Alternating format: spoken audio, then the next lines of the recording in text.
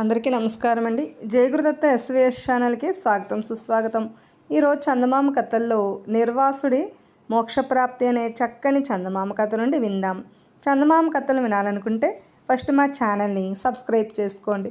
ఈరోజు నిర్వాసుడి మోక్షం అనే చక్కని కథను ఇప్పుడు విందాం. ఒకానొకప్పుడు దుర్గమరణ్యంలో నిర్వాసుడనే కోపిష్టి ముని ఉండేవాడు. ఎవరి వల్లైనా చిన్న తప్పు జరిగితే చాలు వెనక ముందు చూడకుండా పెద్ద శాపం ఇవ్వడం ఆయన అలవాటు. ఆ విధముగా ఒకసారి సుదీపుడనే రాజుపై ఆగ్రహించి రాక్షసుడివి కమ్మని శపించాడు నిర్వాసుడు.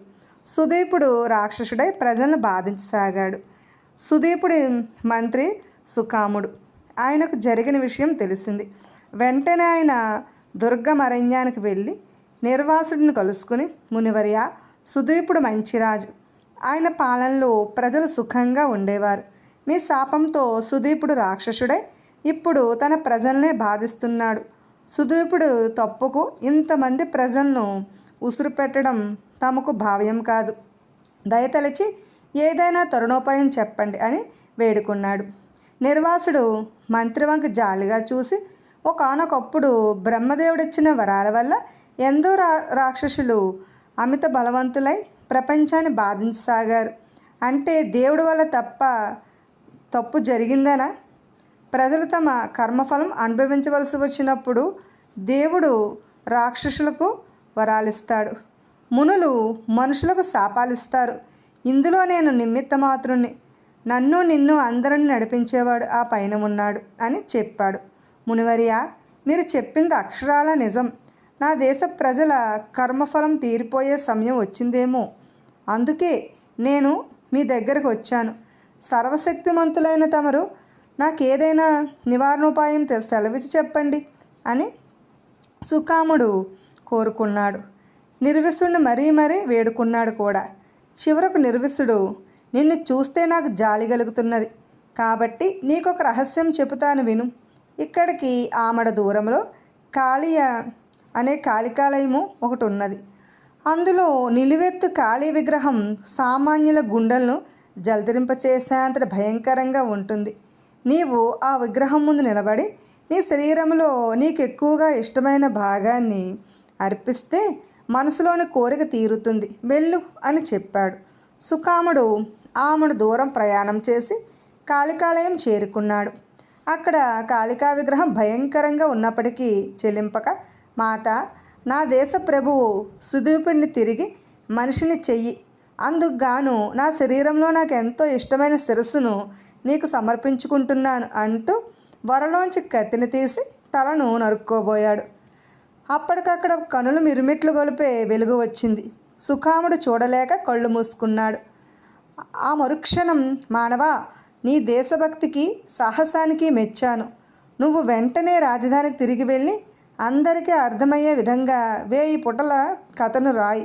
ఆ కథను చదవటం మొదలు పెడితే మధ్యలో మానాలనిపించడు కూడాను. అప్పుడు ఆ కథను రాజు సుదీపునికి వినిపించు, అతడు తిరిగి మామూలు మనిషి కాగలడు అన్న మాటలు సుకాముడి చెవిలో వినిపించాయి. సుకాముడు కంగారుగా, మాత, నేను రాజనీతికి సంబంధించిన ఎన్నో ఉద్గ్రంథాలు చదివాను. ప్రజోపకారమైన విజ్ఞానం ప్రసాదించే శాస్త్రాలు అభ్యసించాను. అత్యవసర సమయంలో ఉపయోగపడుతుందని అంతో ఇంతో వైద్యం కూడా నేర్చుకున్నాను. కానీ నాకు సాహిత్యం పట్ల అభిరుచి లేదు. ఒక్కగానొక్క మహాకావ్యం కూడా చదవలేదు. ఎవరన్నా చదువుతున్నది నాకు వినాలనిపించేది కాదు. నా వంటి వాడి వల్ల కథ రాయటం వీలవుతుందా అని అడిగాడు కళ్ళు మూసుకునే. నీకు వింటున్న కొద్దీ వినాలనిపించేలాగా కబుర్లు చెప్పడం చేతనవును కదా. అవే కబుర్లను చదివిన కొద్దీ చదవాలనిపించేలాగా పెద్ద కథగా రాయి. నీ కథను అన్ని వయసుల వాళ్లకు చదివి ఆనందిస్తారు. ఆ కథ వల్లే నీ రాజుకు శాప విమోచనం అవుతుంది. ఇది నేను ఇచ్చిన వరంగా భావించి నేను చెప్పినట్లు చెయ్యి అన్న మాటలు సుకాముడి చెవిలో వినిపించాయి. సుకాముడు రాజధానికి తిరిగి వెళ్ళి రాత్రింబవళ్ళు కష్టించి 1 మాసం రోజుల్లో 1000 పుటల కథను రాశాడు. తర్వాత ఆ గ్రంథాన్ని తీసుకుని రాజు సుదీపుడిని వెతుక్కుంటూ వెళ్ళాడు. రాక్షస రూపంలో ఉన్న సుదీపుడు పెద్దగా అరుస్తూ సుకాముడి మీదకు వచ్చాడు. సుకాముడు చెల్లించకుండా తన గ్రంథాన్ని తెరిచి చదవడం ప్రారంభించాడు. అంతే, సుదీపుడు మంత్రం వేసినట్లుగా పోయాడు. సుకాముడు పుట తర్వాత పుటను చదువుతుంటే సుదీపుడు శిలాప్రతిమలా నిలబడి వినసాగాడు. అలా ఏకబిగిని సుకాముడు గ్రంథాన్ని చదివాడు. సుదీపుడు విన్నాడు. చివరి పుటలు చదివి గ్రంథాన్ని పూర్తి చేసేసరికి సుకాముడి కళ్ళు ముందు రాక్షసుడు కాక రాజు సుదీపుడు ఉన్నాడు. ఆయనప్పుడు మహా సౌందర్యంతో వెలిగిపోతూ చిరునవ్వులు చిందిస్తున్నాడు. ఆ తర్వాత రాజు మంత్రి అంతఃపురానికి వెళ్ళారు. అప్పుడు సుదీపుడు మంత్రితో, నువ్వు రాసిన గ్రంథం గొప్పగా ఉంది, ఇలాంటివి ఇంకా ఇంకా గ్రంథాలు రాసి మమ్మల్ని ఆనందపరచు అన్నాడు. దానికి మంత్రి, మహాప్రభు, గ్రంథ రచనలు నా వల్ల కాదు, మీకు శాప విమోచనం కలిగించాలన్న కోరికతో ఇది రాశాను. ఇక మీదట నా శక్తిని మంత్రాంగంలో తమకు సాయపడాలని మాత్రమే ఉపయోగించనివ్వండి. ఇలాంటి గ్రంథాలను వేరే ఎవరి చేతనైనా రాయించండి అన్నాడు. పరిపాలనలో తనకు మంత్రి అవసరం ఉన్నదని గ్రహించి సుదీపుడు తన ఆస్థానంలోని కవి పండితులను రప్పించి సుకాముడి గ్రంథం లాంటి గ్రంథాలు రాయమని కోరాడు. వాళ్ళందరూ ఆ గ్రంథాన్ని చదివి రాజుతో, మహాప్రభు, మేమే కాదు, సరస్వతీదేవి ఉపాసించే సాహితీవేత్తలు ఎవరు ఇటువంటి గ్రంథాలను రాయడానికి ఒప్పుకోరు అని చెప్పారు. ఇది విని సుదీపుడి కోపం వచ్చింది. ఆయన సుకాముడి గ్రంథానికి వేల కొద్దీ ప్రతులు రాయించి ప్రజలకు పంచిపెట్టాడు. అంతేకాక అలాంటి గ్రంథాలు రాసిన వారికి 10,000 వరహాలు కానుగ్గా ఇస్తానన్నాడు.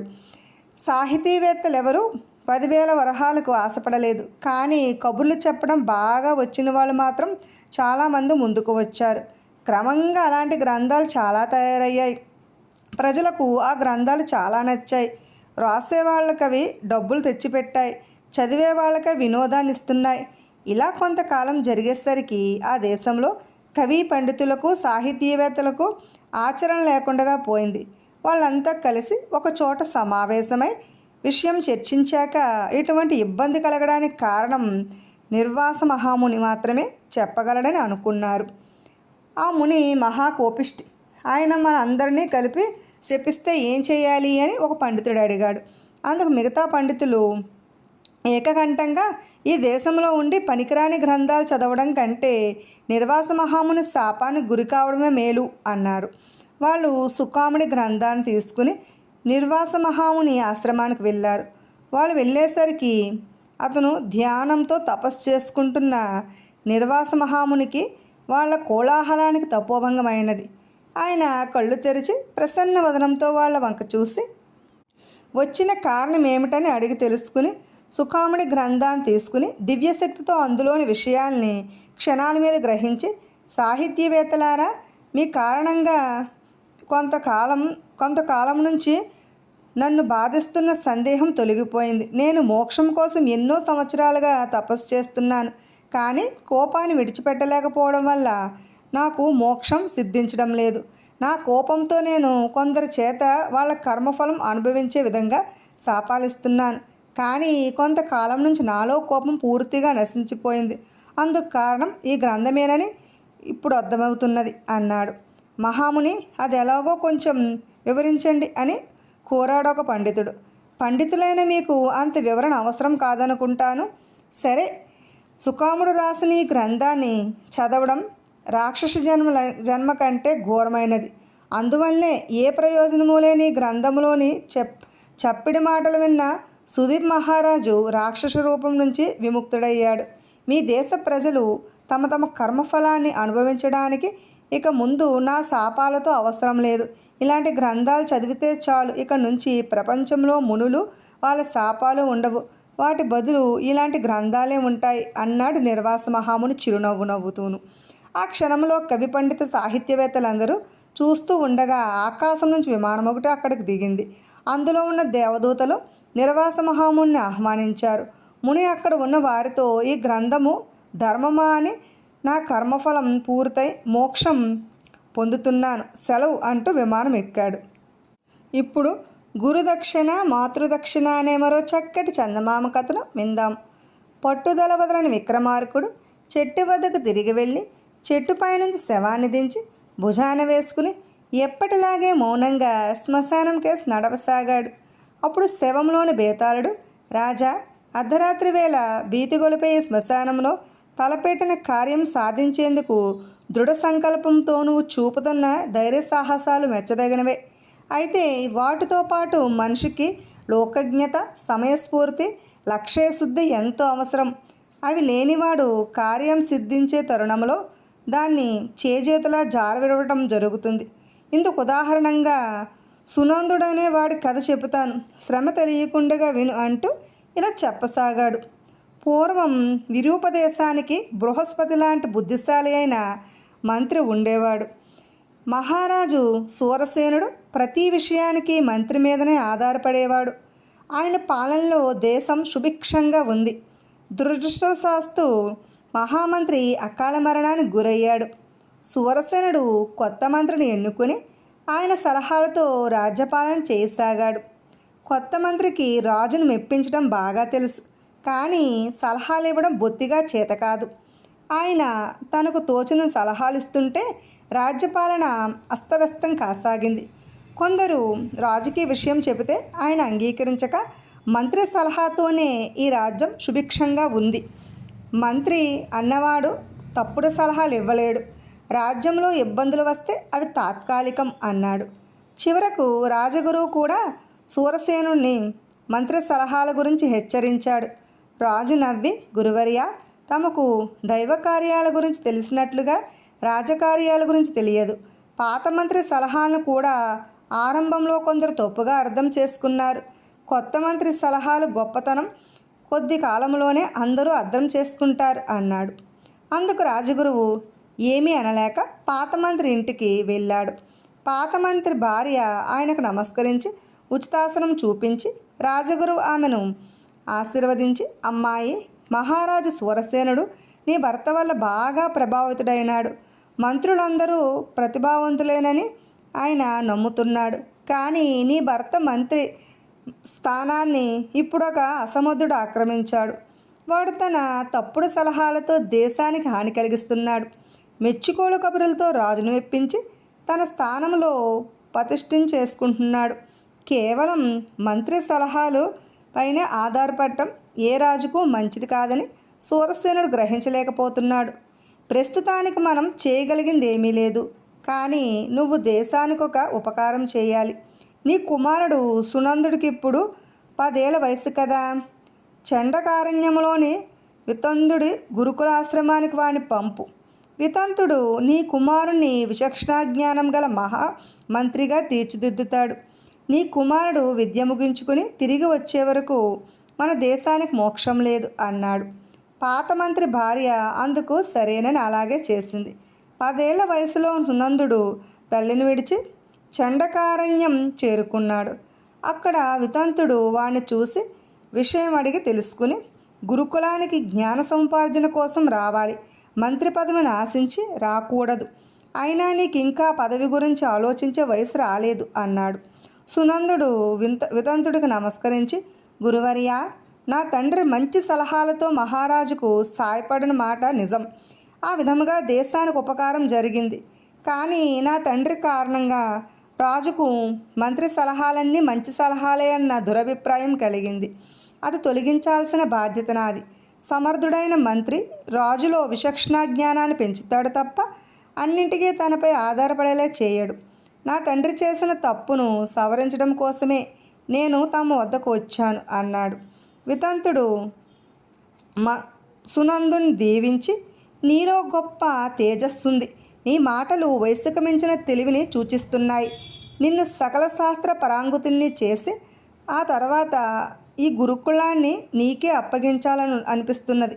అయితే నీ అభిప్రాయాన్ని కూడా న్యాయమైందో కాదో తెలుసుకోవాలి. కానీ ఒక్క విషయం గుర్తుంచుకో, కేవలం ఉద్యోగం, పదవిని ఆశించి చదివేవాడు జీవితంలో ఎందుకు కొరగడకుండా పోతాడు అన్నాడు. సునందుడు వినయంగా తల వంచి ఊరుకుని ఆ రోజే విద్యాభ్యాసం ప్రారంభించాడు. వితంతుడు వాడికి అన్నీ నేర్పుతూనే రాజరికం, మంత్రాంగాల గురించి కూడా వివరిస్తూ ఉండేవాడు. ఆ విధంగా 3 సంవత్సరాలు గడిచేసరికి వాడు తనకంటే ముందు చేరిన వారిని కూడా అధిగమించి గురుకులంలో ప్రథముడుగా నిలిచాడు. ఒక రోజున వితంతుడు శిష్యులందరినీ సమావేశపరిచి మీలో రామాకాంతుడు ఎందుకు కొరగానివాడని గుర్తించాను. ఇన్నేళ్ల నా శిక్షణ వాడి విషయంలో వృధా అయిందని నాకెంతో బాధగా ఉంది. మీలో ఎవరైనా వాడి బాధ్యతను స్వీకరించి వాడి మెదడులో రవ్వంత జ్ఞానాన్ని ప్రవేశపెట్టినా నాకు సంతోషం. అలా చేసిన వాడికి నా తదనంతరం గురుకులం అప్పచెపుతాను అన్నాడు. ఇది వింటూనే రామాకాంతుడు కోపంగా లేచి, నా సాటి వారి చేత పాఠాలు చెప్పించుకునేందుకు నేను ఇక్కడికి రాలేదు. నలుగురు ముందు నా గురువే నన్ను ఇలా అవమానించాక నాకిక్కడ పనేముంది అని వెళ్ళిపోయాడు. అప్పుడు వితంతుడు నిట్టూర్చి, రామాకాంతుడికి మంత్రి కావాలనే కోరిక ప్రబలంగా ఉంది. అందువల్ల వాడికి ఏ విద్య అబ్బలేదు అన్నాడు. మరొక 2 సంవత్సరాలకు సునందుడి విద్యాభ్యాసం పూర్తయినది. వాడు వితంతుణ్ణి గురుదక్షిణగా ఏమి కావాలని అడిగాడు. నువ్వు నా గురుకులాన్ని నడుపుతానంటే అదే నాకు గురుదక్షిణ అన్నాడు వితంతుడు. గురువర్య, గురువు కంటే ప్రథమ స్థానం తల్లిదని సర్వశాస్త్రాలు ఘోషిస్తున్నాయి. మాతృదక్షిణ కాదని గురుదక్షిణ ఇమ్మని తమరు ఆశిస్తే అలాగే చేస్తాను అన్నాడు సునందుడు. వితంతుడు సునందుణ్ణి ఆశీర్వదించి, 15 ఏళ్ల వయసుకే ఇంత వాడివయ్యావు. నీ జ్ఞానం ఒక రాజభవనానికి, నీ తెలివి ఒక రాజుకు పరిమితం కావడం ఇష్టం లేక అలా అన్నాను. నీ మనసుకు తోచిన పని ఏదనిపిస్తే అదే. నాకు గురుదక్షిణ వెళ్ళిరా నాయన అన్నాడు. సునందుడు విరూపదేశంలో ప్రవేశించి, సూరసేనుడిప్పుడు రాజ్యమేలడం లేదని, ఆయన అనారోగ్యంతో మంచం పట్టడం వల్ల 3 సంవత్సరాలుగా సూరసేనుడు కొడుకు వీరసేనుడు రాజ్యమేలుతున్నాడని తెలుసుకున్నాడు. వీరసేనుడు గొప్ప అహంకారి, అన్నీ తనకే తెలుసనుకుంటాడు. తనకు సలహాలు ఇవ్వడానికి కాక తను చెప్పింది అవునడానికే మంత్రి కావాలి అతనికి. తన తండ్రి సూరసేనుని మెప్పించిన మంత్రి అసమర్థుడని అంతా అనడం వల్ల కొత్త మంత్రి కోసం ప్రకటన చేశాడు. సునందుడు ఇల్లు చేరగానే తల్లి ఈ విషయాన్ని చెప్పి, నువ్వు సరైన సమయానికి వచ్చావు. రేపే వీరసేనుడు కొత్త మంత్రిని ఎన్నుకోబోతున్నాడు. నువ్వు ఆయనకు మంత్రివై తండ్రిని మించిన తనయుడు అనిపించుకోవాలి అన్నది. దురదృష్టం కొద్దీ ఆ రాత్రే సునందుడికి ఒళ్ళు తెలియని జ్వరం వచ్చింది. తగ్గిన తర్వాత మామూలు మనిషి కావడానికి 1 వారం రోజులు పట్టింది. అప్పుడు రాజగురువు వచ్చి వాడిని కలుసుకుని, నాయన, కొత్త మంత్రి ఎన్నిక అయిపోయింది. నీవు వచ్చినట్లు నాకు ఆలస్యంగా తెలిసింది. ఇప్పటికైనా సమయం మించిపోలేదు. నాతో వస్తే రాజుకు నిన్ను పరిచయం చేస్తాను. నేను చెబితే 2 మంత్రులను తీసుకునేందుకు రాజు వెనకాడడు. ప్రస్తుత పరిస్థితిలో దేశానికి నీ అవసరం ఎంతైనా ఉంది అన్నాడు. సునందుడు అందుకు అంగీకరించిన ముందుగా కొత్త మంత్రిని కలుసుకుని మాట్లాడాలన్నాడు. రాజగురువు వాడిని కొత్త మంత్రి వద్దకు తీసుకువెళ్ళాడు. వితంతుడు ఎందుకు పనికిరాని వాడని తీర్మానించిన రామాకాంతుడు అక్కడ వాడికి కొత్త మంత్రి వేషంలో దర్శనమిచ్చాడు. ఇద్దరూ పరస్పరం కుశల ప్రశ్నలు వేసుకున్నాక రాజగురువు రమాకాంతుడికి తన మనసులోని మాట చెప్పాడు. అందుకు రమాకాంతుడితో ఎంతో సంతోషించి, మనమిద్దరం కలిసి మంత్రులుగా ఒకే రాజు వద్ద పనిచేయటం నా అదృష్టంగా భావిస్తాను అన్నాడు. సునందుడు మాత్రం రమాకాంతుడి భుజం తట్టి, నేను నిన్ను అభినందించడానికి వచ్చాను. గురువుగారు గురుకులం బాధ్యత తీసుకుంటే అదే నా గురుదక్షిణ అన్నారు. ఆయన మాట కాదనలేను. నేనిప్పుడు చండకారణ్యానికి వెళ్తున్నాను అని ఇంటికి పోయి తల్లిని వెంటబెట్టుకుని చండకారణ్యంలోని గురుకులానికి బయలుదేరాడు. బేతాళుడి కథ చెప్పి, రాజా, గురుదక్షిణ కంటే మాతృదక్షిణ ముఖ్యమని రాజ్యానికి తిరిగి వచ్చి మంత్రి కాదల్చిన సునందుడు మనసెందుకు మార్చుకున్నాడు? వీరసేనుడు కొత్త మంత్రిని ఎన్నుకునే రోజునే తనకు జ్వరం వచ్చినట్లు కదలలేకపోవడం దైవ సంకల్పం అనుకున్నాడా? అలా కాక రమాకాంతుడు వంటి పనికిమాలిన వాడితో కలిసి పనిచేయడం అవమానంగా భావించాడా? అన్నింటికీ మించి అలాంటి అసమర్థుడు మంత్రిగా ఉన్నప్పుడే రాజుకు తనబోటువాడు అవసరం అతి ముఖ్యమని ఎందుకు గ్రహించలేకపోయాడు? వితంతుడు వంటి ఉద్దండపందుడి వద్ద శిక్షణ పొందిన సునందుల్లో లోకజ్ఞత, సమయస్ఫూర్తి, లక్ష్యశుద్ధి లోపించడానికి కారణమేమిటి? ఈ సందేహాలకు సమాధానం తెలిసి కూడా చెప్పకపోయావో నీ తల పగిలిపోతుంది అన్నాడు. దానికి విక్రమార్కుడు, తన విద్యా తెలివితేటలు ఒక రాజుకు పరిమితం చేయకుండగా ఎందరికో ఉపయోగపడేలా చేయమని గురువు చెప్పినా వినకుండా సునందుడు ఇంటికి తిరిగి వచ్చాడు. అందుకు కారణం వాడికి తల్లి, రాజగురువు పట్ల గల భక్తి గౌరవాలు. అయితే కొత్త రాజు వీరసేనుడు మంత్రిని ఎన్నుకున్న తీరు వాణ్ణి ఆశ్చర్యపరచడమే కాక ఆలోచించేలా చేసింది. వీరసేనుడు అహంకారే కావచ్చు, కానీ తెలివైనవాడు. ఆయన తెలివి తక్కువవాడైతే మంత్రి తెలివైనవాడైనా ఆ తెలివి వృధా. సునందుడు తెలివైనవాడు కాబట్టి తన సలహాలతో రాజుకు సాయపడగలడు. అయితే రాజు తన తెలివి అంతా వెచ్చించి రమాకాంతుని మంత్రిగా ఎన్నుకున్నాడు. ఒక తెలివైనవాడు రమాకాంతుని లాంటి వాడిని మంత్రిగా ఎన్నుకున్నాడంటే అర్థమేమిటి? ఆయన దృష్టిలో మంత్రి పదవికి ఏమాత్రమూ విలువ లేదన్నమాట. అది కేవలం అలంకారప్రాయం మాత్రమే. అలాంటి మంత్రి పదవి కోసం సునందుడు తన విద్యా విజ్ఞానాలను వృధా చేసుకుంటే అది మాతృదక్షిణ అనిపించుకోదు. అందుకే వాటిని గురుదక్షిణగా ఇచ్చి గురుకులాన్ని సమర్థవంతంగా నడిపి తన జీవితాన్ని సార్థకం చేసుకుందామనుకున్నాడు. అంతే తప్ప వాడిలో లోకజ్ఞత, సమయస్ఫూర్తి, లక్ష్యశుద్ధి లోపించడం వల్ల కాదు అన్నాడు. రాజుకి విధముగా మౌనభంగం కలగగానే బేతాళుడు శవంతో సహా మాయమై తిరిగి చెట్టెక్కేశాడు. విన్నారు కదండి. ఇటువంటి చక్కని చందమామ కథలు వినాలనుకుంటే ఫస్ట్ మా ఛానల్ని సబ్స్క్రైబ్ చేసుకోండి, బెల్ ఐకాన్ క్లిక్ చేయండి. మేము చేసిన వీడియోస్ నోటిఫికేషన్ కొరకు బెల్ ఐకాన్ క్లిక్ చేయండి. లైక్ చేయండి, షేర్ చేయండి, కామెంట్ చేయండి. Thanks for watching.